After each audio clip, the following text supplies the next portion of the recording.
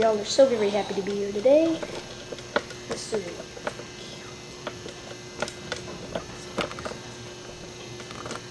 Now you gotta say action when you want me to say something. Yep, it's recording. It's recording? Yep. Okay. Okay. Ready? You guys can just start asking questions or talking whenever you want. Don't worry, when I put this on Windows Movie Maker, I could edit all this to take away all this junk that we don't want. Okay, good. I don't know if I can put it on since it's the tape. There's a way that I can like take some of it on Windows Movie Maker. It's just I don't know if I could just take it all and have it all be divided into 15 seconds, but there must be some way. It's just I don't know how. I need to get the directions on this thing. What's this? Planning the house? Oh my 16-year-old. goodness.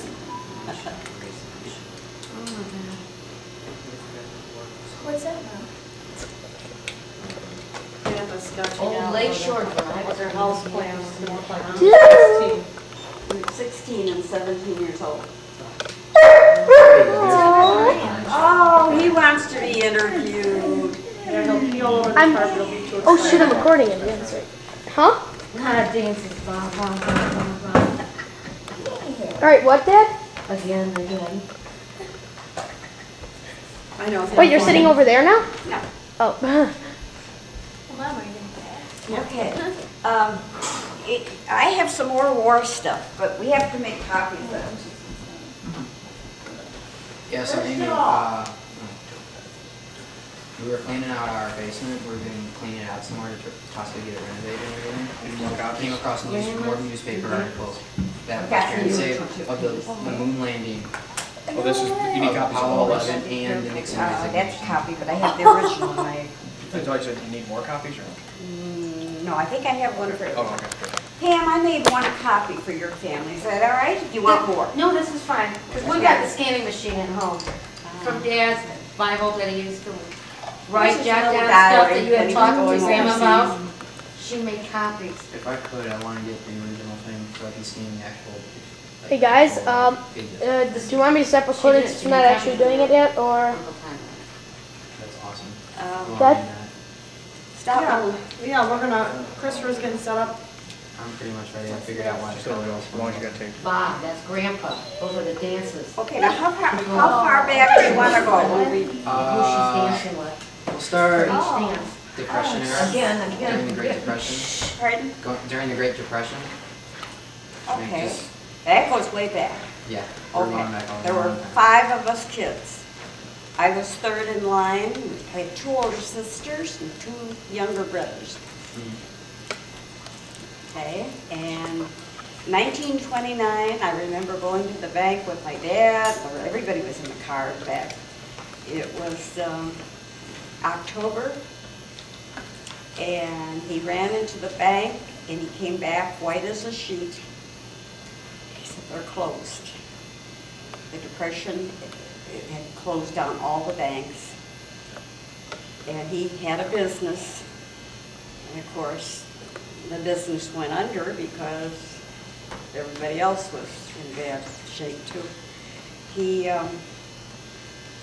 had just purchased the car maybe 6 months prior to that, and of course paid cash for it, fortunately. What kind of car was it? Do you remember? It was a 29 Pontiac, 4-door, and that's when the doors used to open this way, not the other way. And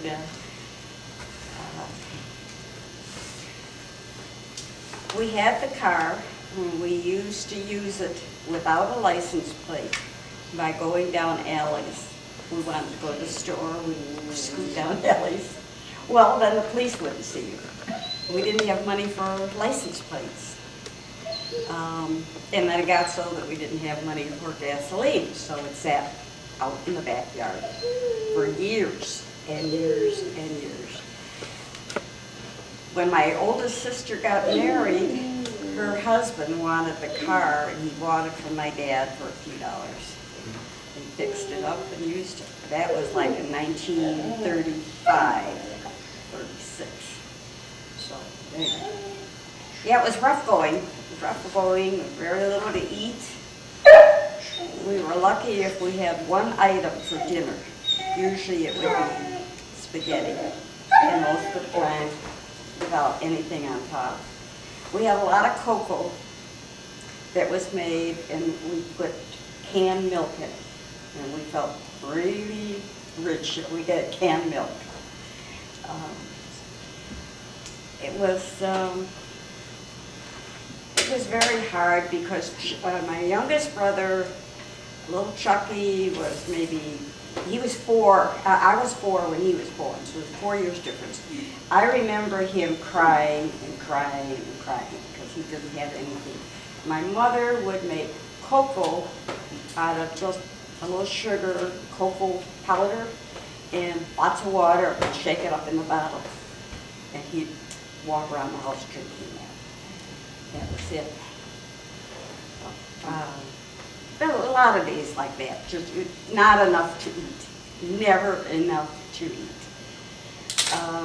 My father sold everything he could possibly sell from his plumbing shop. Tools, a lot of inventory, just to get a little money from somebody that would buy it, and then be able to survive another week or two with food. Somebody said to him, we lived in the back of the plumbing shop. Somebody said to him, Jack, why don't you open up the front of the store and sell candy? Kids always have pennies for candy. And my mother said, that's a good idea. I could sell Valentines and greeting cards and all that kind of stuff. So they tried that for a while, and it worked for a while. Kids always have pennies for candy. And then a truck went by, I forget what it was. My dad used to remember, Superior something or other. Went by and a stone got in the tire and hit our front window. No insurance. The window was broken. So that kind of did it for the candy store. That stinks. But we survived on it for about a year. Just penny candy, and people would come in and take chances. You would pick a Pippin, chocolate Pippin out of a box for a penny. It was a nice piece of chocolate. If you had a pink one, you won. And you won, I forget what it was, a little prize of some kind. So the kids did come in and buy those Pippins. And every once in a while somebody would get a pink one and they'd win. That was exciting for kids. It wasn't really much to do for kids. So they kind of hung around the candy store. Once the window was shattered, no insurance, that was it. The candy store went that way. Sorry, had to move it. I can get a good enough view. Sorry. Any question? Did the neighborhood that you lived in at the time, during the outbreak of the Depression, was there a very clear change in families moving away? And Families doubled up. Kids would move back to their parents' homes. Parents would double up, move in with their kids. Sisters and brothers would get their families together, all living in one home, just to make ends meet. what about you guys? Did you guys double up, or is there any doubling up in your family? Well, then my oldest sister got married, and her husband and her didn't have money. He was making $8 a week driving a beer truck. So they came to live with us. My mother and dad gave them their bedroom. They took the small bedroom, which was eventually the kitchen, part of the kitchen, and us kids slept up in the attic. So long as the weather was nice, the attic was a lot of fun. It was not insulated, no bathroom. There was one bathroom downstairs. And they paid my mother and dad a few dollars. So then after a few years, they went out on their own. They had rented a little place. And Yeah, it was not easy, but everybody was in the same boat. I mean, you could look down the street when it was ration day. And ration day was a big truck that was loaded with boxes of food. And food was oatmeal, powdered milk, dried prunes or dried apricots, stuff like that. Surplus, the government would buy it up and then distribute it to people who were out of work. So that's how once a week, or once a month, we get a ration. And we could go watch the truck stop at every, so it wasn't just us. There were 2 families on our block who worked, who had jobs. One was with ComEd, I believe, they called it something else. But it was the electric company. And the other was the telephone company. If you worked for AT&T, you had it made. They didn't lay people off like they did in other industries. So the Sweeneys, who the rich people on the block, always got a new car every year. And then, of course, all their relatives would have to come over and see the new car. It was like rubbing it in, you know? These were the people who, on Sunday morning at church, would wait till everybody got seated. And then, once everybody was seated, in would walk the Schumachers and the Sweeneys. They were all relatives. And the Palms. There were 3 families on the block that were still working, and by our standards, they were rich. They'd wait till everybody got seated, and then they'd walk in with their fur coats and everything. Yeah, that was... When the Depression was in full swing and everyone was Well, really struggling. 29 it was the Yeah, was rock it? bottom, and then through most of the 30s. And it wasn't until the late 30s that my dad finally got a job. Well, he did work for the WPA, which was Work Project Administration. That was set up by Roosevelt, wasn't it? And the government would put these men to work, and then he had a heart attack. He was working underground, and he said to me, or said to us, that he remembers being hoisted by a rope in a bucket, cloth bucket.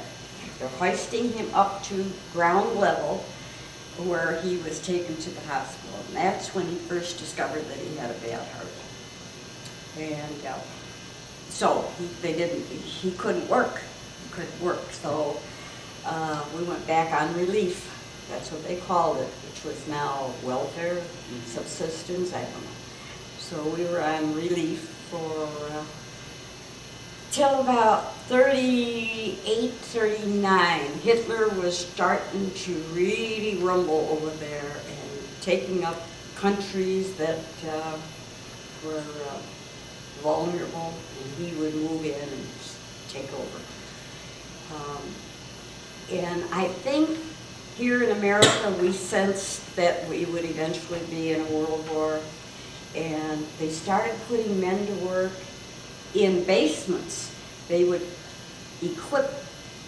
give the men things to turn out for them, maybe little bearings of some kind, or little screws or something.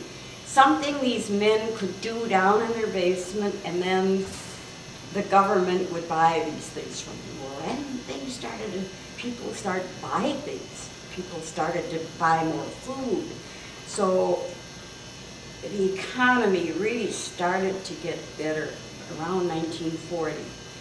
I was in high school, and I'll never, ever forget, on Sunday afternoon, H.G. Kaltenborn, which was like our Tom Brokaw probably, announced to the world that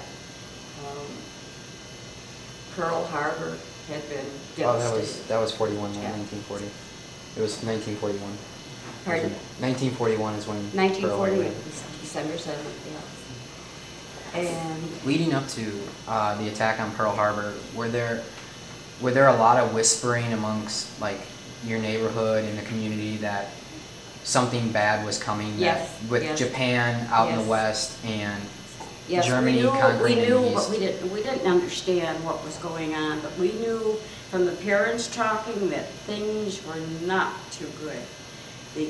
Even though the economy was picking up, people were starting to go work at aircraft plants and things like that. That part was good. We were pulling out of the Depression, but we were looking at World War II. Now with your age, like your age group was the group that, you know, you guys were turning 18, 19 years old just when war broke out. Right. Leading up to the eve of war, when Britain and Europe fell into the war the year before the U.S. joined, you know, when Germany invaded Poland and Britain and France in turn declared war on them, did your age group kind of look at it as something very far and distant, something that you'll No. never be involved in, or you guys very No, much saw it no. and said All the something's boys coming? boys at school knew. We were in high school. I think I was probably a junior, 41. I graduated in 42. So I probably was a junior going into the senior year, the following year. Bob was 6 months behind me. Because in those days, you could start at school in midterm. You can't anymore, don't you? But anyway, he had trouble in school, and they held him back and put him in a parochial school, and then he did fine. But in the public school, he didn't do too good. So. What were your parents were witnesses to the First World War. They remembered it the greatest. On the eve of the Second World War, when Europe was falling back into the abyss of another war, could you sense that your parents were very fearful of your age group? That Yes. did they see it as your generation was going to be dragged back in? My brother was 13 months younger than me. He was closer to Bob's age. Bob and I are 6 months apart. No, they sensed it. They knew that the boys, as soon as they turned 18, would be going to war, whether they liked it or not. I mean, if you had plans for college, it was tough. Our valedictorian, and I'll never forget him, Ray Alfamar, the most good-looking boy, smart, he was drafted. Now, this boy had potential like you can't believe, and yet they took him, whether he wanted to go to college, and he well could afford it, because he was over in the other area called Norwood Park, which was kind of upscale as far as we were concerned. You know, he was drafted, and he was a Marine, and he was killed the first year he was in. And I still have the article somewhere where Harry Alfamar, graduate of William Howard Taft High School, was killed in action. Our neighbor across the street, Laverne Schumacher, one of the girls from the upper class, was dating Warren Knauss, which was one of the group of kids from high school. And he was killed. 2 blocks over was a young boy. I really had a crush on him before I met Grandpa, and his name was Gordon Sundquist. And he had a bicycle that I just thought was so neat. Years ago, you know, it was bikes. Now it's a car. But when boys had bikes, that really impressed the little girl. So, yeah, he was killed in action too. It hit home with a lot of neighbors. Can you tell the kids how it was different then? Because all families had stars in their windows and what the significance of the stars? Oh, yes, we had a flag. Everybody had a flag. I don't know where we got them, whether we bought them or were they given to us. About this size, probably 11 by 14.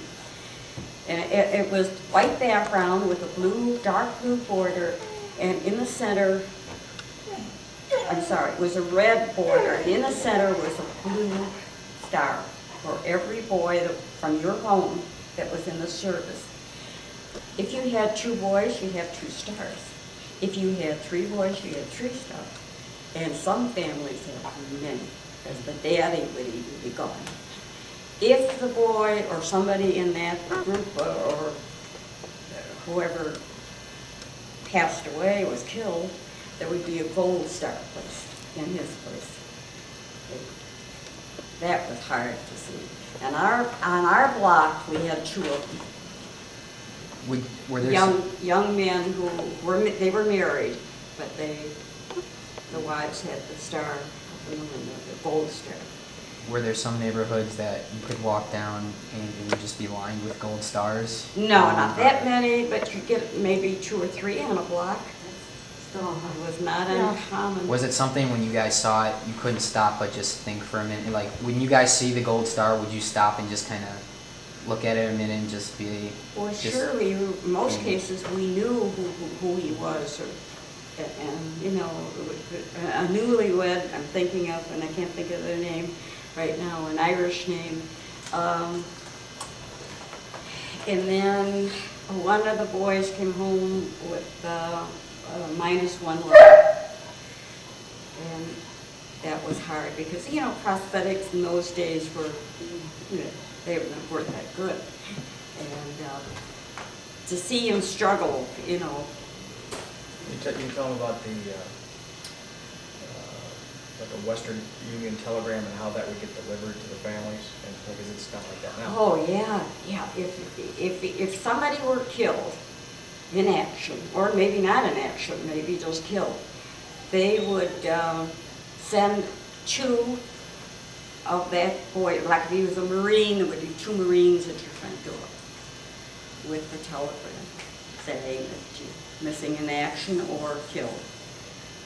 So, like receiving a telegram, like if you ever heard the doorbell ring and you saw like people in uniform out there and yelling telegram, so it instantly mean like, oh my God, somebody died or in my family or something. You know, I really never bad. saw anything actually happen like that, but we would hear about it right after. You know how neighbors are. You hear about that stuff right away. But there was also sometimes good news that would come through the Okay. Yeah, I was thinking telegram. because I know telegram would kind of be like Yeah, a he bad had thing. landed, he was returning home, he was in maybe New York Harbor, and wanted his family to know. But of course, the respective, what do I want to say, Army, Navy, or Marines, they would not send a representative. It would just be a If it were delivery. bad news. A delivery. So Right, if it was so bad you- news, there'd be a representative usually from that So military then you branch. knew if it was telegram with a representative, it was bad It news. was bad. Yeah, So you that would be knew. like You bad opened- news. My son or one of my sons died. Yeah, Or your- that's your right. husband. You knew, Oh. you knew. All you had to do was open that door and see the boys there. Now, jumping back a little bit to the Sunday morning of December 7th of 1941, when it was just starting to come over the airwaves that Pearl Harbor had indeed been attacked by Japan, what was your family's initial reaction, or what were the people in the neighborhood's initial reaction to what has happened? Were they? I don't know about the people in the neighborhood. I know that we were all home. It was a Sunday morning, probably about 11 o'clock in the morning. We were all home. It was winter. It was December 7th. It was cold. We weren't churchgoers, so we were home. It was a feeling of, oh my God, where do we go from here? I looked at my brother. I knew Bob was the same age as my brother, but within a year, I thought, this is going to really, really change our whole way of life. And it did. We were put on rationing. We couldn't buy any gasoline. Of course, we didn't have a car. It didn't matter. Couldn't buy sugar, couldn't buy butter, couldn't buy fresh meat. You could not go to a meat market. Only those, like the Schumachers and the Sweeneys, who were real good customers all along. Naturally, if the butcher would have some meat, he'd make sure the Sweeneys and the Schumachers were taken care of, right? So, yeah, that was hard for everybody to live within that. But of course, we never had money for butter anyway. We didn't buy a whole lot of sugar because we didn't have money. So it was not a major it change. was not to us, to you but guys. to some people it was. Bob had an aunt and I'll never forget this. Aunt Annie, which would be Grandpa's sister. Aunt Annie, that is a close name. She was a very narrow-minded and very stingy. Do you remember Aunt Annie? Just a little bit, yes. Yeah, She's a nasty okay. lady.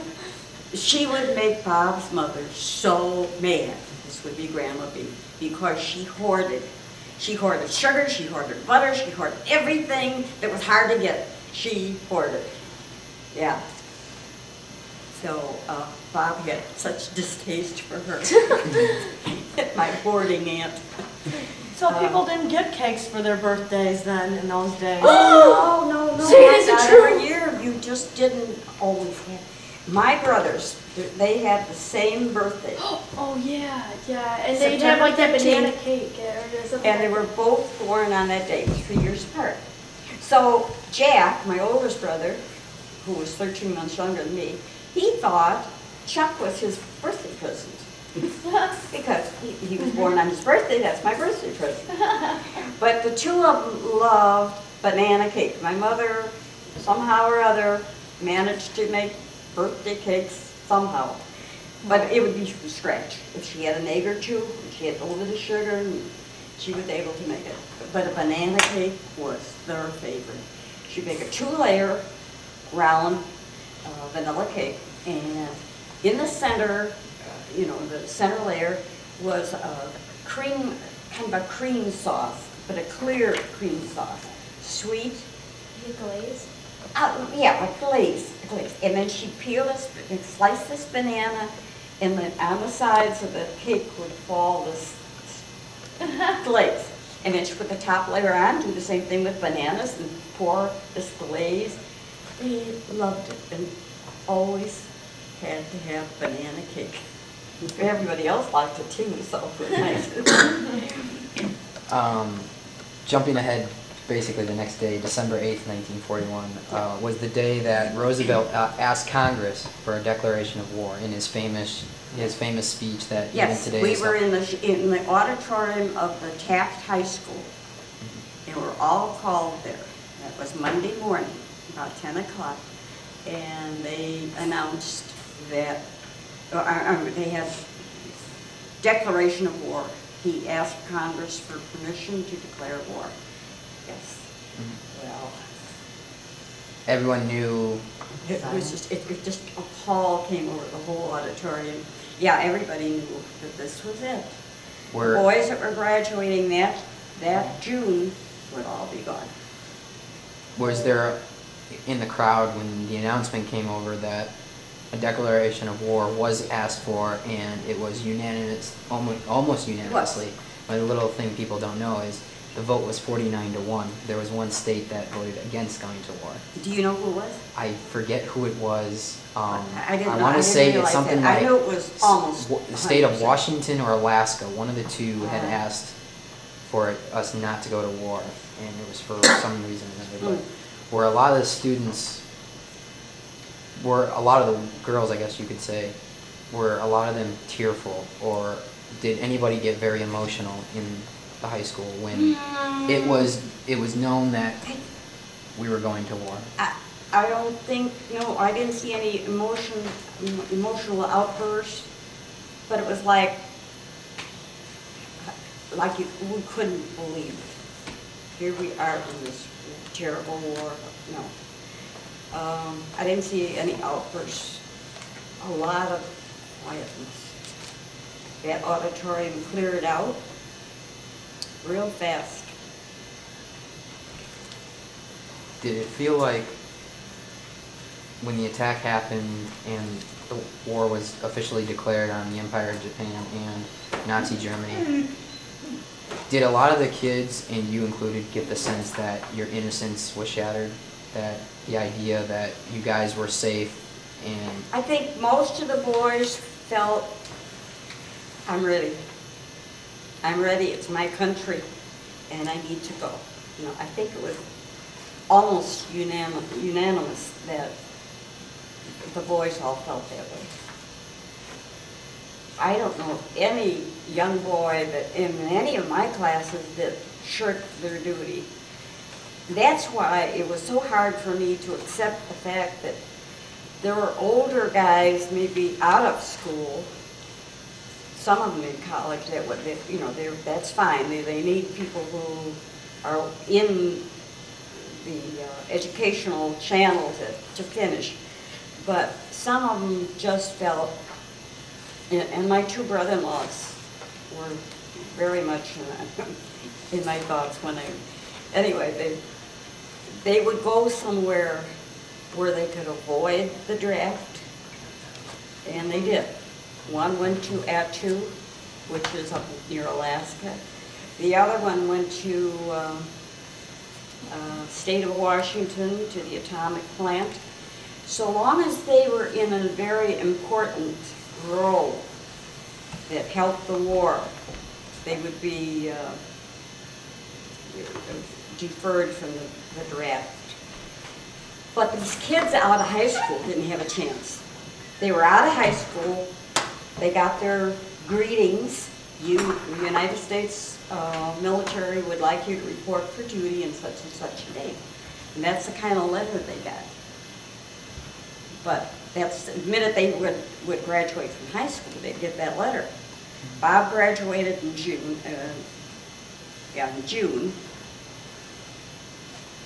No, I'm sorry, he graduated in January.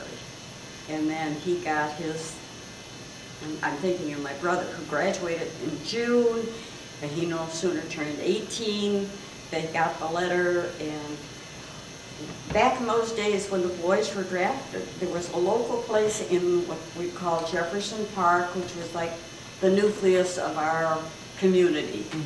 The boys had to report to Jefferson Park. I think it was a police station.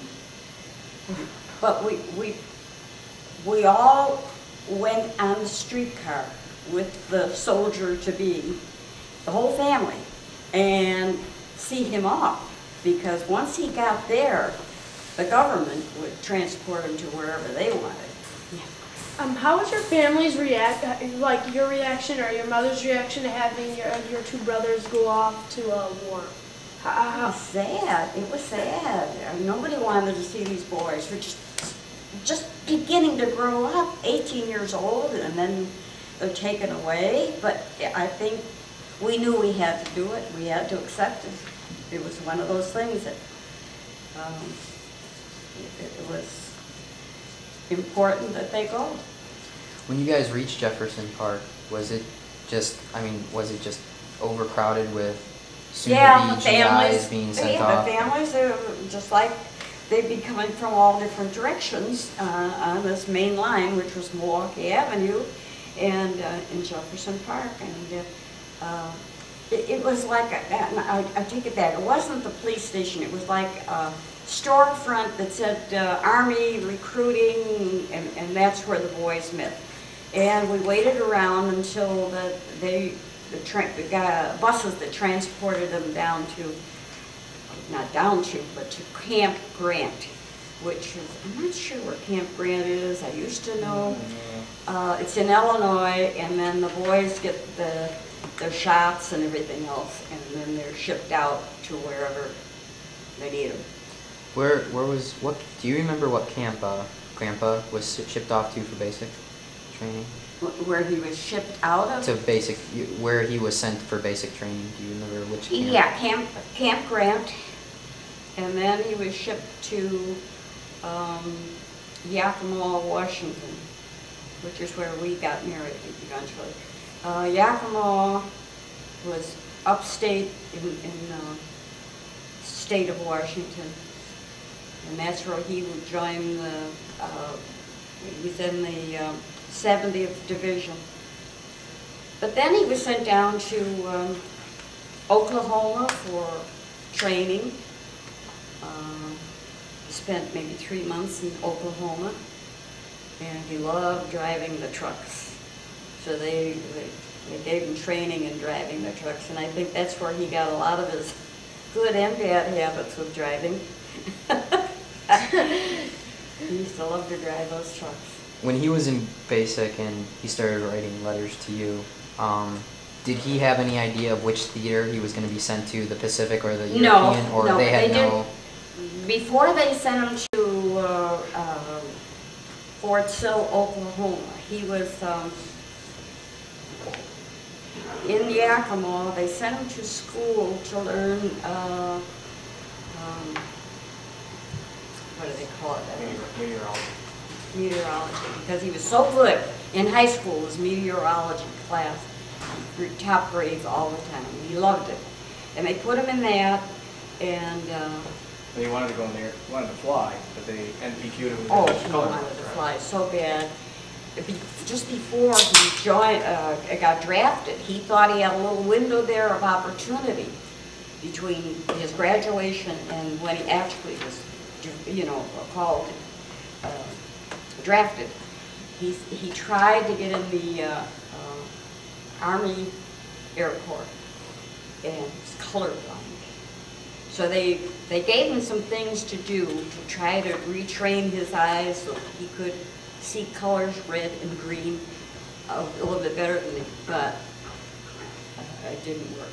They told me they offered him a tail gunner position. Yeah, tail gunner position. However, he said, "That's okay, I'll join the Royal Air Force, which is Canada."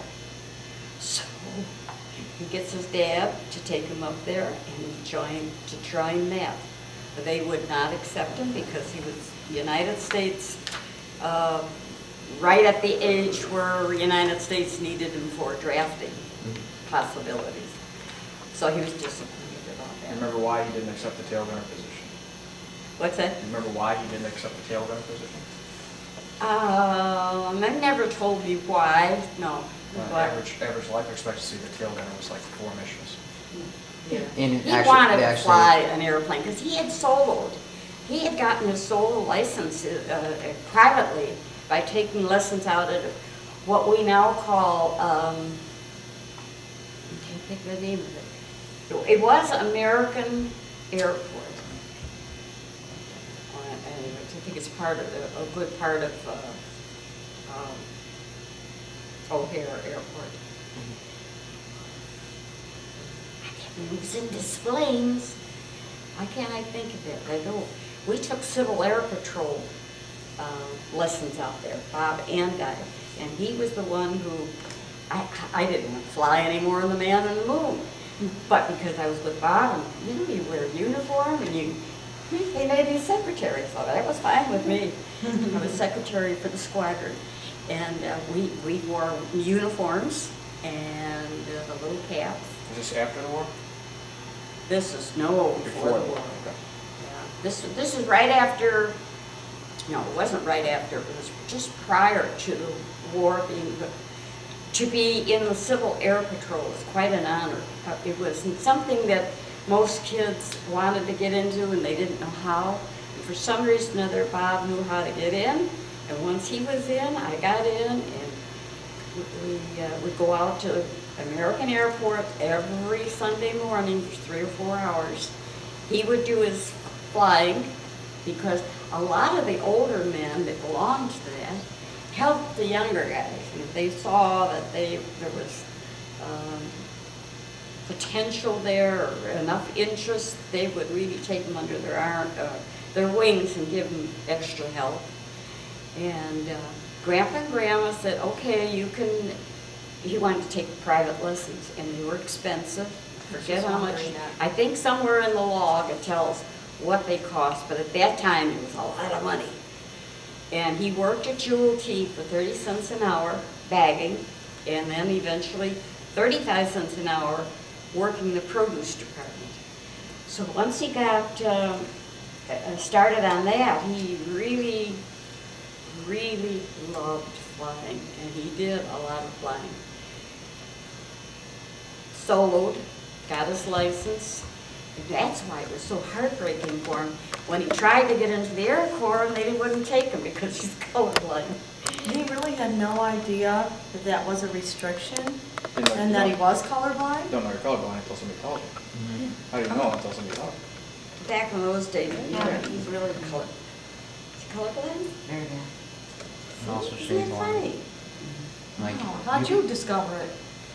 Art class, because you know how they did those pinwheels, like, you know, the different colors overlapping each other, like the circles? Yeah. Well, she wanted me to pair them up to make certain colors. I couldn't do it because I'm Couldn't shade distinguish. blind. She was I can't nasty distinguish to 'em. shades.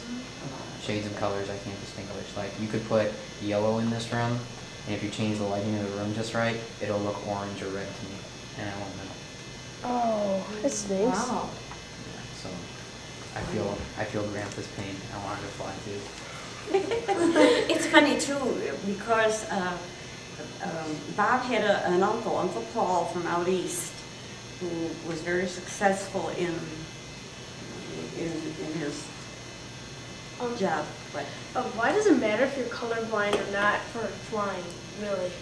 A lot of the pilots in the time, they need to read, because of a lot of night flying, they need to read lights on the airstrips to distinguish. that radar screen too, that The green, Yellow, the green. green or yellow. Beep, Mhm. beep. And also, a lot of pilots that were drafted into the war were being sent to the Pacific because the Japanese Imperial Air Force was considered to be the largest at the time in the world. And the U.S. was trying to, because a lot of the combat in the Pacific was fought in aerial battles, and a lot of the pilots had to be sent there, and in order to land on board aircraft carriers, you had to read color signals that they would give you to land, like to, you know, speed up, decelerate, you know, Yeah, that's a problem. angle your plane a certain way, things like that. You go back over what you were starting on before about Dad's uncle, and his Uncle Paul? his offer and how the war changed yeah. the outcome. Uncle Paul, who had no children, and he and his wife said to Grandpa and Grandma B, when Bob is ready for college, the boy's got a lot of potential. If he wants to go to college, and in those days, very few boys went to college. If he wants to go and it's okay with you, I'll pay for him. He wanted to go to Purdue so bad. Really? Purdue University, that was, and he thought he would until the war, of course. Thank you. So, of course, the war came, and then he was drafted, and he never got to Purdue.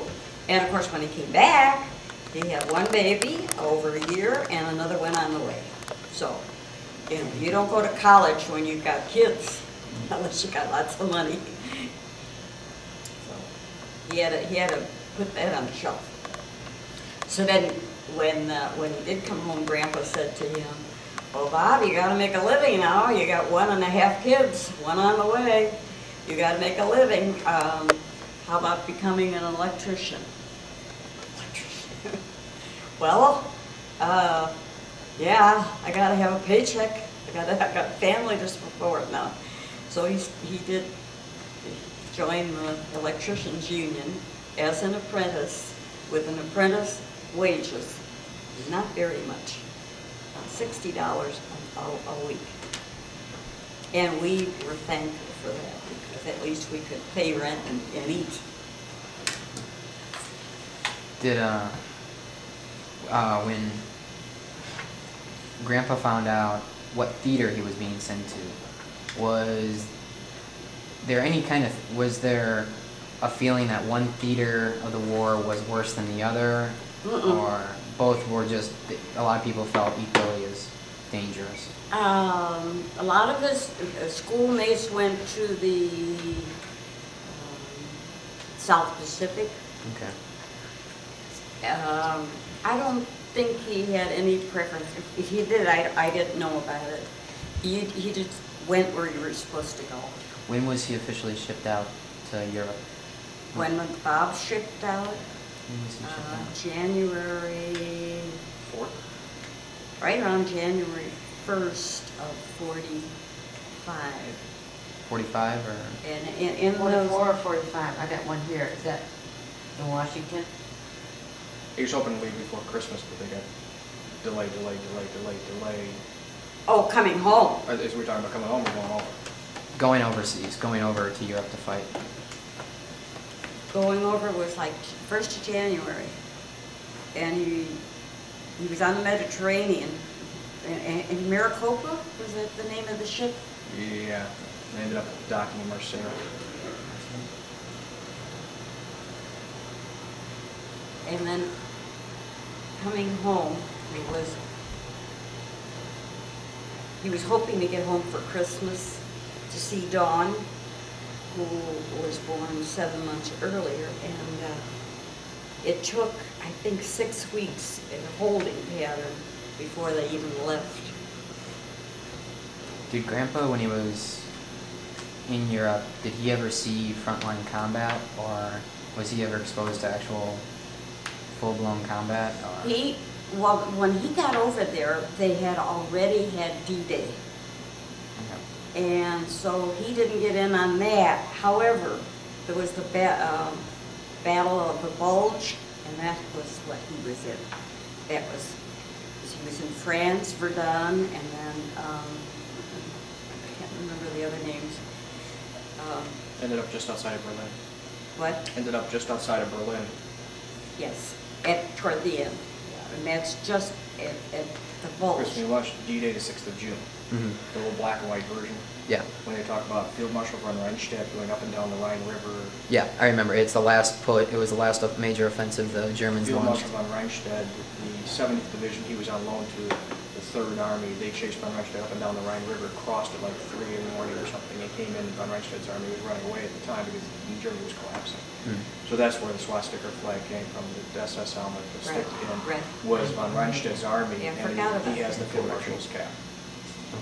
I never knew. Right.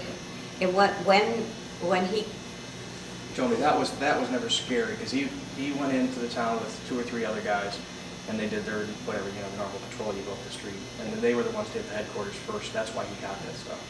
And when they got there, the Germans had left. There was something on the stove. They said all the breakfast was hot on the stove, the field marshal's clothes were laid out, everything was like they were ready to get up and do their stuff. The aides had everything all ready, and then they knew stuff was coming, so they just ran. So he did see combat firsthand in the Battle of the Bulge. Did he ever tell you stories about what it was like, or did he usually keep things like that to himself?